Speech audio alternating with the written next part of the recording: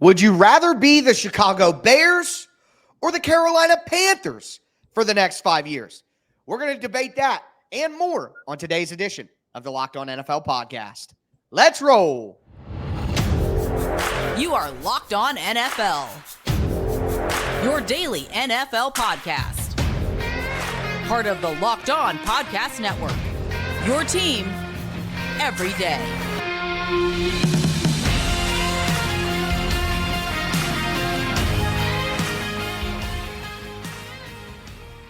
Welcome in to a Thursday edition of the Locked On NFL podcast. I am one of your hosts, Tyler Rowland, local expert for the Locked On Titans podcast, here with Alex Clancy, local expert for the Locked On Cardinals podcast. We're going to be getting you guys ready for Week 10. We're going to be talking about the Chicago Bears and the Carolina Panthers playing on Thursday Night Football, and look at the future of both these teams. Also, what are the best games of the week? And then finally, could we see flag football for quarterbacks in the NFL in the near future?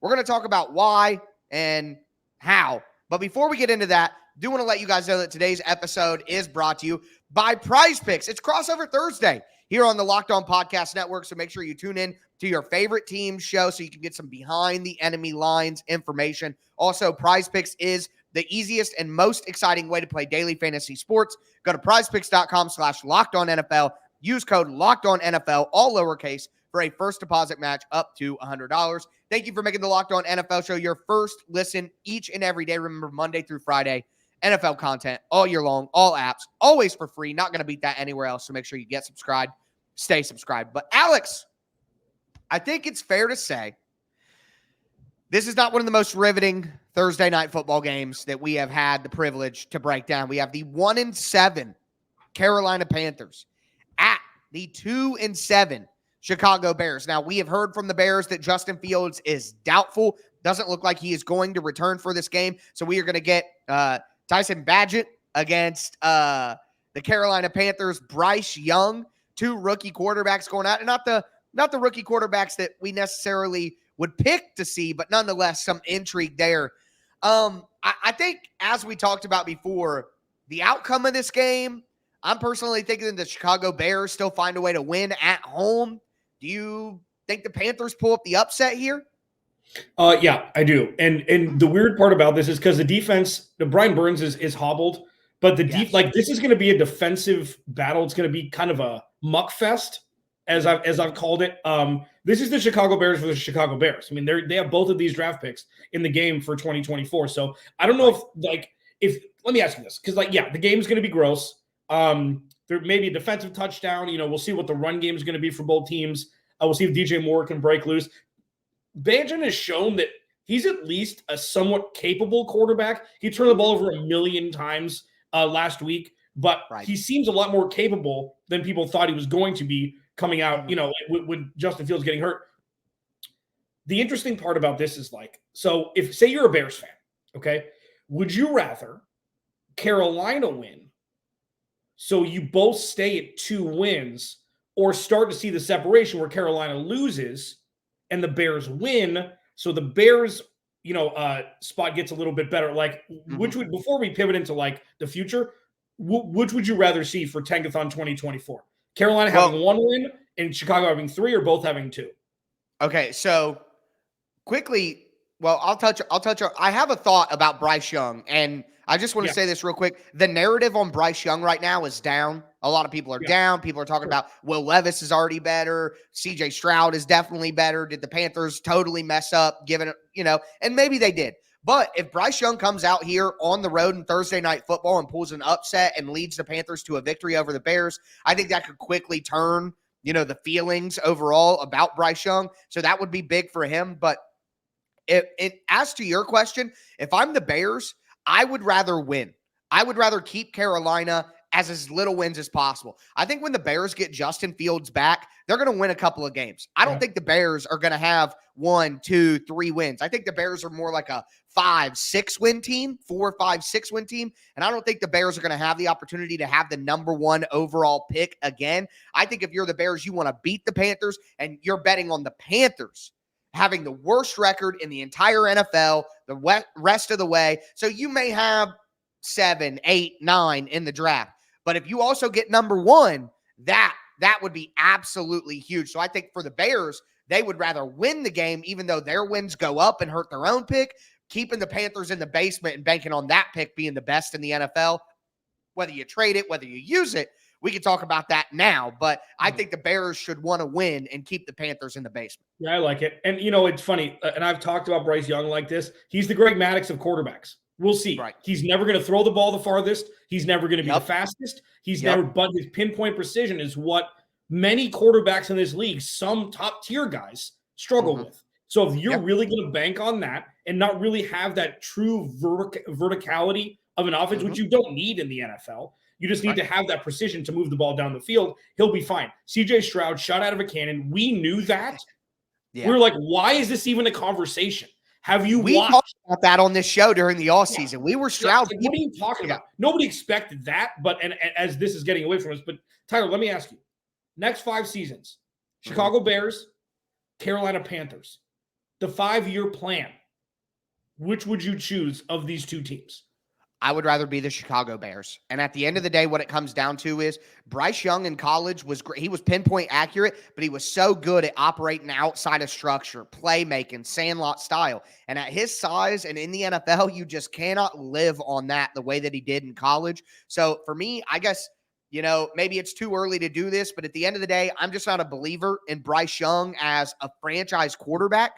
Like, I think he could be a solid quarterback, but I don't believe that he's a game changer. I think he's a trailer more than he is a truck. And I think the Bears have the Panthers pick. And if it ends up as the number 1 pick again, and the Bears have that, they can go away from Justin Fields and go to Caleb Williams or go to Drake May. And at this point in time, I would rather take Caleb Williams or Drake May than Bryce Young. So for me, it's that simple. I would rather be the Chicago Bears. I think they have more on their roster to build around and flip it quicker. If they get Caleb Williams and they can add a good receiver like a Keon Coleman or whoever behind Marvin Harrison Jr. you have, if they can do that or add wherever they need to on the offensive line, there's some good offensive tackles coming up. I would rather be the Bears right now because I think the Panthers hired a middling coach in Frank Reich, and they got at best a game manager quarterback. So I think the ceiling is very limited for Carolina because the Bears still have some picks and they have more stuff in the future, and they're probably going to get rid of their coach and maybe get a new one. I just think the future is brighter. The Bears turn into a winning team quicker than the Panthers. That's how I feel about it. The only problem is it's the Bears, and they've never done that. True. Right. So this is, and Carolina hasn't been the pillar of winning. They've won a lot more recently than the quadruple doink was a few years back. Here's the thing is you're right. It should be the Bears, but they haven't had a QB1 ever.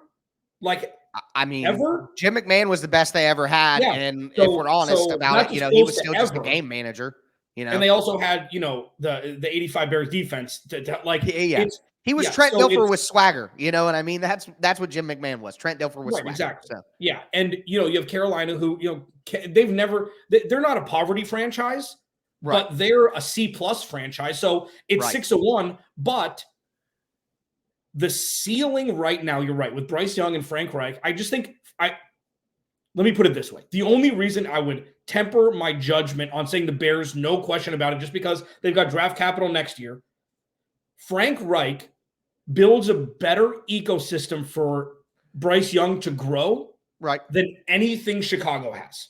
And it's not close. Matt Eberflus is not a great coach. Okay? You say what you want about Ryan Pace. We'll see what he does with these picks. Right. But I trust that Frank Reich has done it. Meddling, fine. How many bad coaches? How many bad quarterbacks? I'd take a B- coach over the unknown of whatever Matt Eberflus is in Chicago. Right. Especially if you're bringing in a new quarterback, the offensive coordinator is going to be so massively important. You get both with Frank Reich.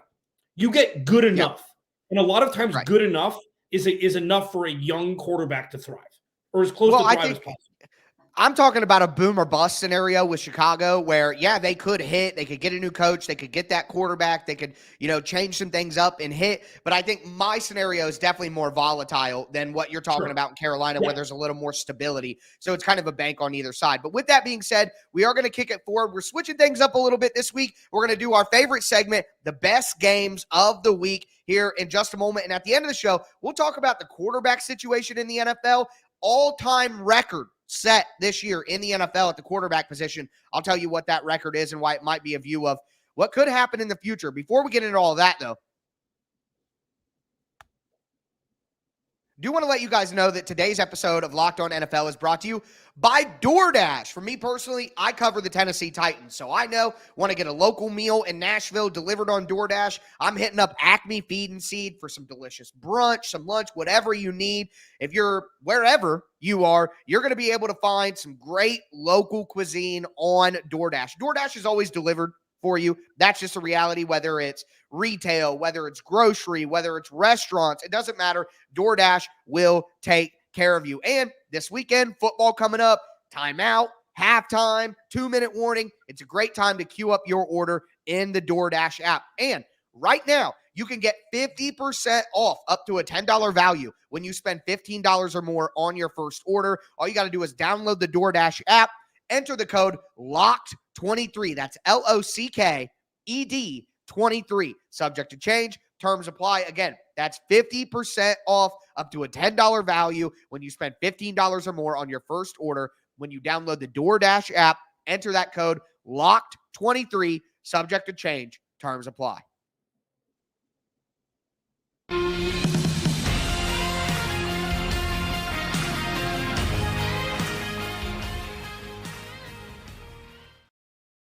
All right, football fans, we're going to continue today's edition of the Locked On NFL podcast. We just talked about the Thursday night matchup between the Bears and the Panthers, what we think about the future of those two teams and who we would pick. Me and Alex disagreed a little bit and went at it from two different perspectives. I think that's a great way to cover the topic completely and what could play out. But now we're going to get into some better football games. Let's just say that. Before we do want to thank you guys for making Locked On NFL your first listen each and every day. Make sure that you tune in on any Locked On NFL YouTube channel for Locked On NFL Kickoff Live, Friday, 2 p.m. Eastern.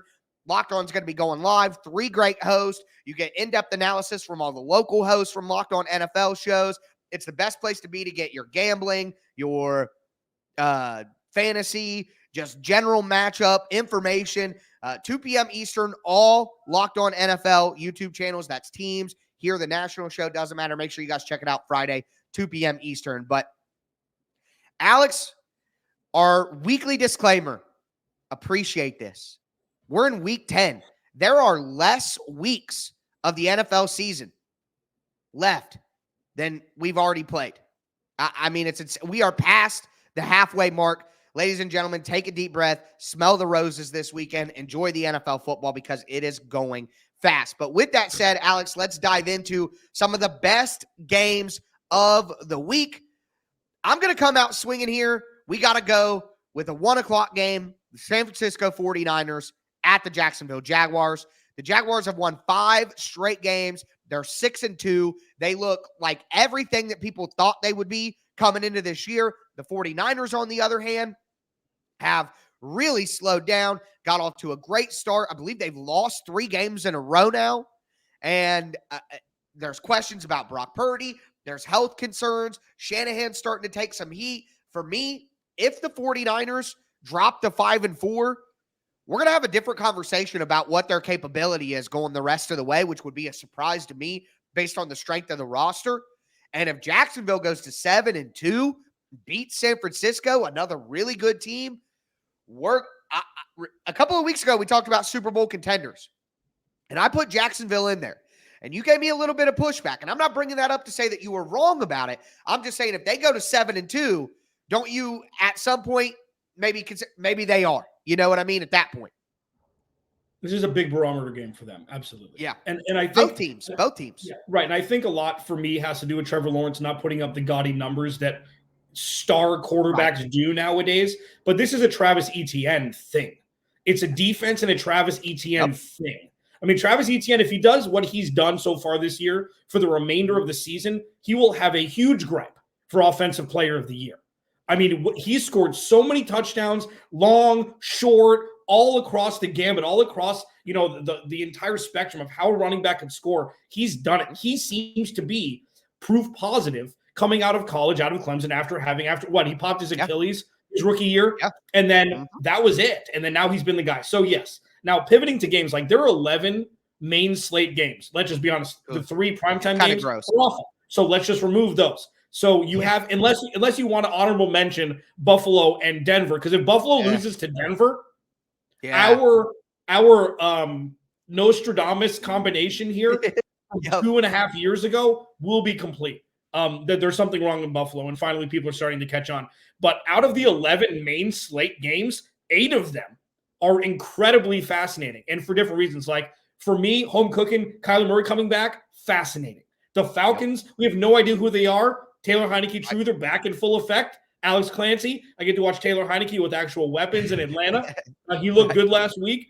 But like the main ones, Texans Bengals, which is just sports. Is Stroud for real? Is Stroud for real? Or did they just beat up on a Buccaneers team that isn't that good? Yeah. On the road against my new Super Bowl favorite, Cincinnati Bengals.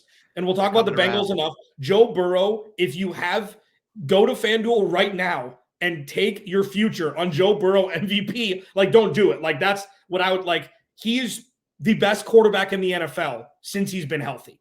And it's not close. There isn't somebody else that's played as well as he has over the last Lamar Jackson, all right? I'm going to bring him up in just a second, but fair enough. And then, so the other, so I'll let you take that one. For me, Lions Chargers is another one. Yes. Where it's football porn. It's sports porn. This is what you want. These are the games that you want, especially this is Saturday at the Masters. This is moving day.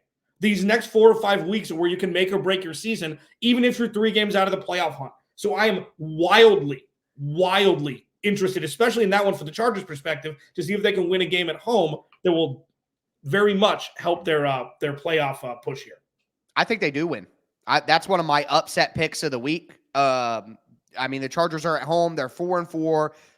Tough start to the season, but I think they're really rounded into form. I think the Chargers have the talent to be one of the better teams in the NFL. I think they are going to turn it around and make the playoffs. I think we talked about that when they were 2-4. We were both pretty confident that they would find a way to turn it around. I think the Lions are a good team, 6-2. I don't think that that's fraudulent in any way, but I think the Lions are much more a 6-3 team than they are a 7-2 team. And I think the Chargers are much more 5-4 than they are 4-5. But the one that I'm going to say last here that, obviously we just talked about a second ago or mentioned is the 5-3 Cleveland Browns against the 7-2 Baltimore Ravens.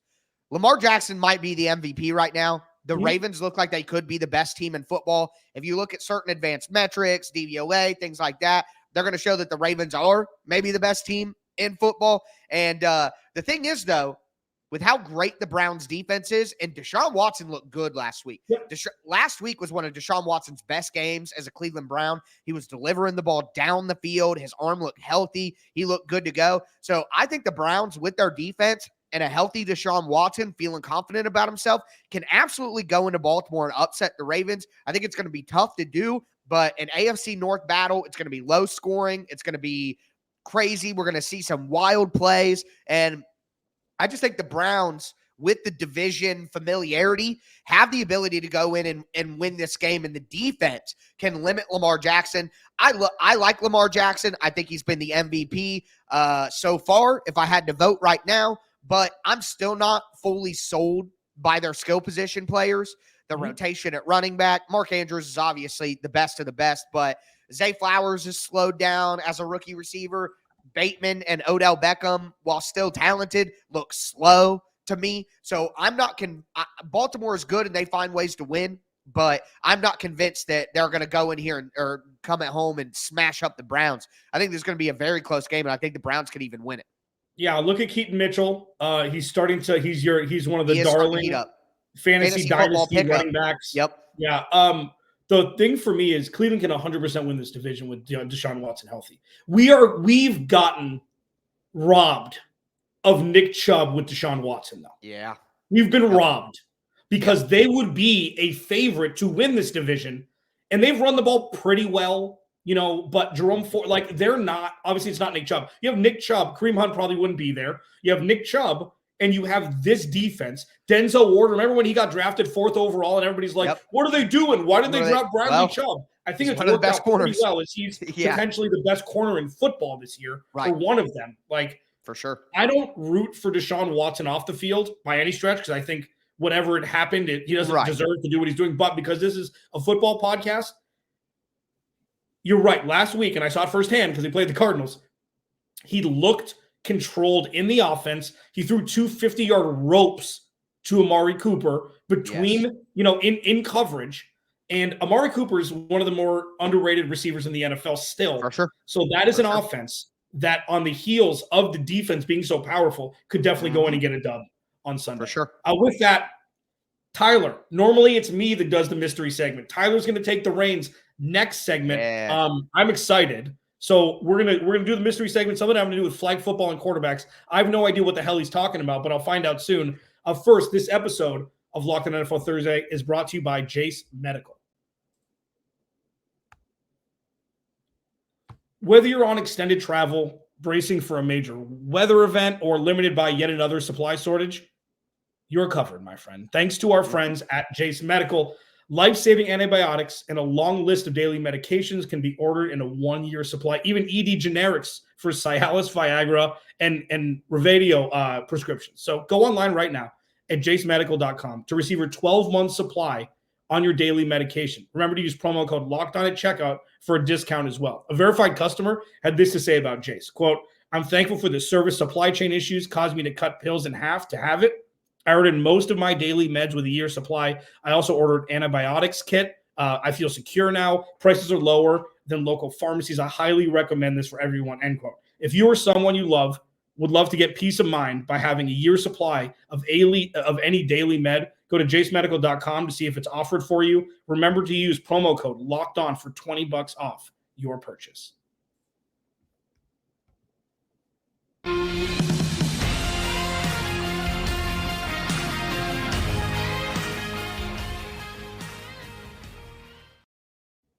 All right, Tyler, you're the host of Locked On Titans. I don't know if you knew that. I'm Alex Clancy. I'm the host of Locked On Cardinals. He is at Tic Tac Titans on Twitter, at Clancy's Corner for me. Thank you for making Locked On NFL your first listen, free wherever you get your podcast, and on YouTube. You can do the same for all your Titans and Cardinals news. We're just ramping up. And yes, appreciate football. Damn it. This is my 10th week in a row saying this. Yep. This is the time of year that gets lost because you just expect it to happen every week. Mm-hmm. Spoiler alert, there's only 8 more weeks of football. Appreciate it.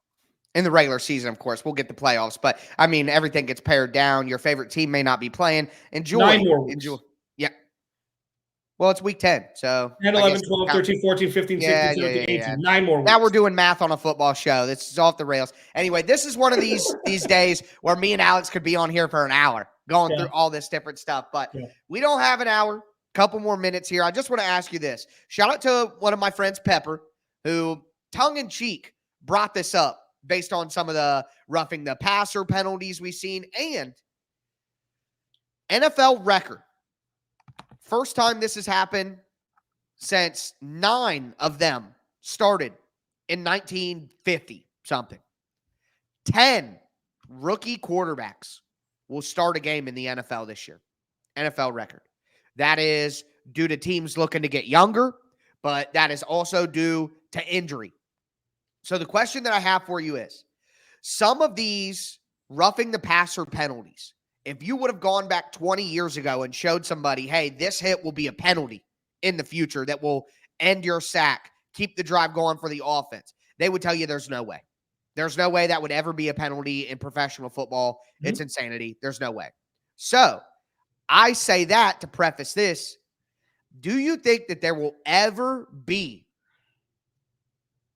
a different way to sack quarterbacks? I put flag football in the notes, a flag that you pull once you get close to the quarterback, whatever. Maybe if there's another option, two-hand touch, you just get your hands on the quarterback, whatever. It would eliminate some of the best plays in NFL history where quarterbacks escape sacked and plays were extended, blah, blah, blah. But the NFL is clearly prioritizing quarterbacks, and they are willing to do it at the expense of, the purity of the game, I guess you could say. I'm trying to find a way to word this. Do you think that there will ever be a scenario where the quarterbacks literally are treated different in terms of how you end the play, whether it be a flag, whether it be something else? Do you see the NFL ever going that far to protect quarterbacks because one of the big things is NFL scoring is way down this year. Scoring is down. And a part of that is worse quarterback play and worse O-line play that leads to the quarterback injuries and all of that. So I guess my question is, do you think the NFL will ever go further enough in this crusade against the defense to truly eliminate contact with the quarterback in any way? No, but I understand your point. Like, here's the thing. I've never been on the side of the NFL for this until week 9 of this season, where it's, you know what? Maybe they should protect the quarterbacks more. And it's like, well, how do you do that? And this leads into this question. I'm glad you brought this up because I was already thinking about this. But the ripple effects would be as such. Edge rushers would get paid less. You wouldn't be able to do things on defense that is just natural to the game. Right. And once you mess with people's paychecks and bonuses and elevators and numbers you want to hit in an effort to prove your all-proness or whatever it is, that's the ripple effect that you can't cross, because that messes up with the business of people making money. Now, if they're fining everybody for roughing the passer call, that's different. They're not doing that. But what I think, the one thing that can be done is challenging roughing the passer calls, every single one that happens. It's not 2 where you get the 3rd. This is ancillary. This is completely different from challenging a play call, the ruling on the field. This is judgment call that if there's a roughing the passer call and it's 15 yards on 3rd and 36 because somebody drove a quarterback into the ground who's smaller than the edge rusher, but it was clean, should be able to be reviewed. And it should be of no cost to the team who requested the challenge. Like they did with pass interference, this is a lot less. There are a lot less moving parts with roughing the passer than there is with a play potentially 35 yards down the field with time. Yeah, no, I'm with you there. I think one thing that we could look at is targeting in college football. And how they throw the penalty, they look at it.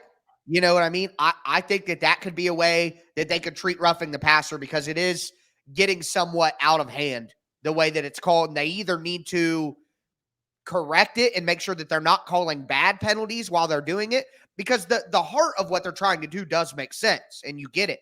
But it's cutting the other way when it's not done properly. And listen, it's hard to be an official. I feel bad for the refs.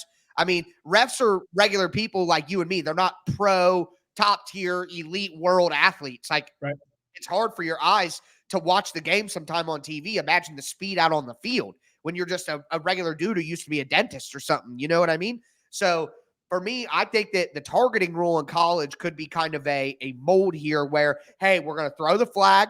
We're going to err on the side of caution. We're going to have the booth take a look at it real quick. It should be something that's reviewed at the league office quickly so it doesn't slow down the game too much. But I think that what they could do is they could do it that way so that if you didn't commit the violation, you don't hurt your team. But then on the flip side of that, if you did commit the violation, double what the fines are right now. You know what I mean? Yeah. Penalty even harder, but make sure that you're not penalizing people who didn't actually do the wrong thing. So I think that could be maybe a half step going forward, but just something interesting that I wanted to bring up again. Shout out to my friend.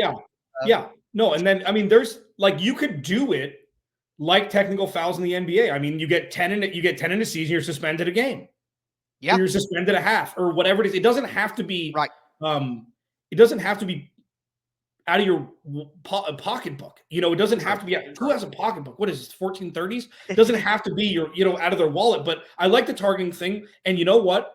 Just remember, first of all, these players aren't speed walking. They're running at 20 miles an hour to get a quarterback who lets go of the ball a split second before he comes into contact with them, and it's a penalty. Okay, that's number one. Number two, football is a slower pace of play than baseball. So this game isn't fluid. It's not hockey. If you wait an extra 5 minutes or 3 minutes to replay a call that can keep a team from giving up a 3rd and 28 on a bad roughing the passer call, it's worth it. It's worth Yeah. it. And then number 3, with situations like this, you want to get it right. Always. You always want to get it right on personal foul calls. Always, always, always. So I think something should change, and I think that you and I have the 2 best ideas on the planet. There we go. There we go. Well, Alex, that is going to do it for us today. We'll be back with you next Thursday. Make sure that you tune in on Friday for another edition of the Locked On NFL podcast. Get subscribed, stay subscribed. But that is going to do it for us. And as I always say, start your weekend early and stay safe out there.